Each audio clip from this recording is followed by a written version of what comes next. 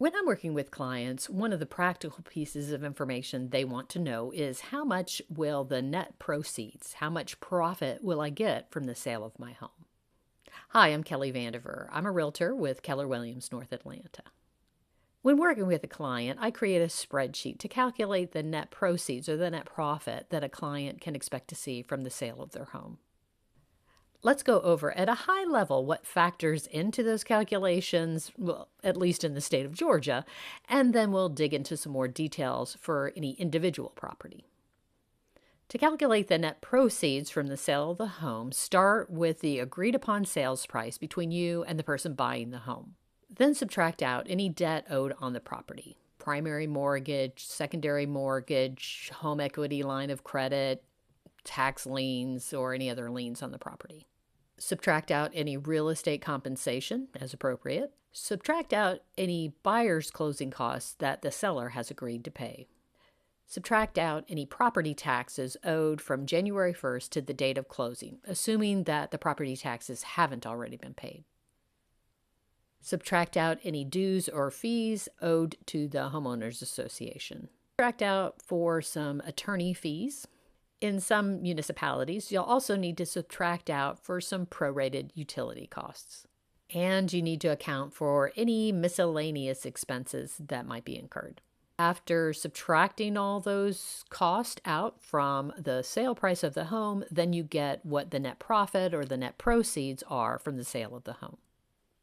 So let's jump into how we might estimate what those numbers look like even before we put the house on the market. Let's start with the sales price. The sales price is going to be determined by the condition of the home.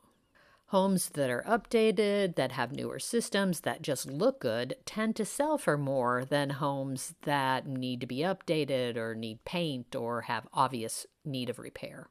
How I help my clients is I study the comparable homes that have sold in the area. Then I'm able to give my clients an idea about what their home might sell for as is, or if they made some improvements, what the potential sales price would look like. On my spreadsheet, I show the calculations for if we made no improvements, this is what the sales price would look like and what the net proceeds could look like.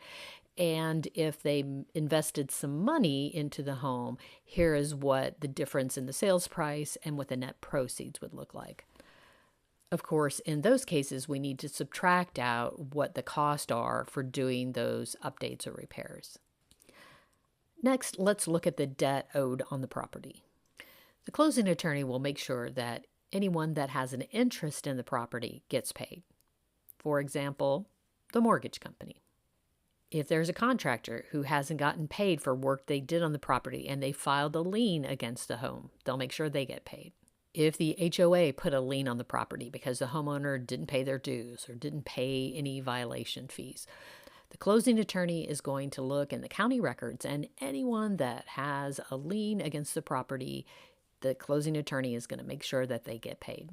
If you hire a real estate brokerage to sell your house or if you agree to pay the buyer's real estate brokerage compensation, then the closing attorney will make sure that those costs are paid out of the proceeds from the sale. Next, seller paid commissions. When you hear somebody say that the seller is paying closing costs, what we mean is that the seller has agreed to pay some of the buyer's closing costs. In the state of Georgia, the majority of the closing costs are paid by the person buying the house. If the homebuyer is getting a loan, there are rules with regards to how much of the closing costs the seller can pay for the buyer based on the type of loan. You might be asking, why would the seller pay some of the buyer's closing costs?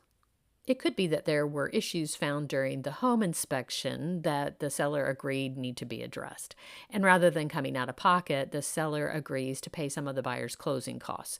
That way, the home buyer is having to come out of their pocket less, and they can take care of those repairs after they own the home. And sometimes, particularly for entry-level homes, the buyer may have trouble having enough money for down payment and closing costs. So they offer a higher price, but then ask the seller to pay closing costs. That only works if the home appraises for the sales price agreed upon. Or it may be that the home buyer is just a little bit short and the seller is willing to pitch in a little bit of money for closing costs just to hold the deal together. So that way they don't have to go back on the market again. When I do this spreadsheet for my clients, I look at recent home sales and see what kind of closing costs are typically being paid in that neighborhood. And then I add that to the spreadsheet too. Next, let's talk about property taxes. The timing on when property tax bills are issued and when they're collected vary county by county in the state of Georgia. Generally, counties send out the tax bill somewhere towards the middle of the year or towards the fall, and then the tax bills are due between the fall and the end of the year. At closing, the closing attorney will estimate the taxes that are owed between January 1st and the date of closing. You might be thinking, but Kelly, as part of my mortgage payment, I know that there are taxes that I'm paying to my mortgage company, and they normally pay my taxes every year. So why do I have to pay for taxes at closing? That is true. And after the house is closed, any of the money that is left in escrow by your lender will be refunded to you. But at closing, the closing attorney is transferring a clear title. So they want to make sure the taxes are paid so that the person buying the home owns it free and clear. By the way, if you close on a home after the property taxes have already been paid, then the buyer will owe you money for the period of time from the date of closing through December 31st. Next, let's talk about HOA dues and fees. If you live in a homeowners association, then the closing attorney and the lender need to get a letter from the HOA.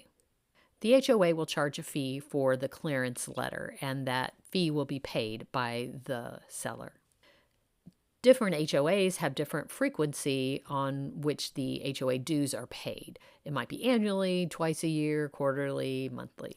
If there are any dues owed for a period of time that you own the home but they haven't been paid, they'll be paid at closing too. Likewise, if there are any fees owed or HOA dues owed for a previous period, all of those things, the closing attorney will make sure that those get paid as part of closing. In the state of Georgia, the closing attorney represents the person bringing the money. So if a person is getting a loan that's buying the home, then they represent the lender. If a person is paying cash for the property, then they represent the home buyer. Therefore, most of the attorney fees are paid by the person buying the home. The closing attorney also charges usually a smaller fee to the person selling the home to process the documents. If the person selling the home lives in another state, then there's some additional fees involved because the closing attorney has to coordinate getting the documents sent over to the person to sign, get witnesses and notaries arranged for that. So there's an additional charge there. Now let's talk about prorated utilities. In some municipalities, the cities or the county handle certain utilities such as water or garbage pickup. In those cases, with some municipalities, the closing attorney will make sure that the city or county get paid. And finally, subtracting out some miscellaneous expenses. It could be something small like a miscellaneous filing fee, or it could be a little more expensive if you, for instance, agree to pay for a home warranty for the homebuyer for the first year. Or it could be a ton more. So as I've mentioned in other videos, there are vendors that will do work to improve the property and then wait to get paid at closing. In that case, it could be several thousands, tens of thousands of dollars that are owed, and that too will get paid off at the closing table. As you can see, there are several different factors that work into that calculation of how much you can expect to profit from the sale of your home. Your best bet? Work with a real estate professional who can help you understand what your options are so you can make the best decision for yourself. And if you're in the North Metro Atlanta area, I'd love to be at help. I'm Kelly Vandever. You can reach me at 770-597-1108.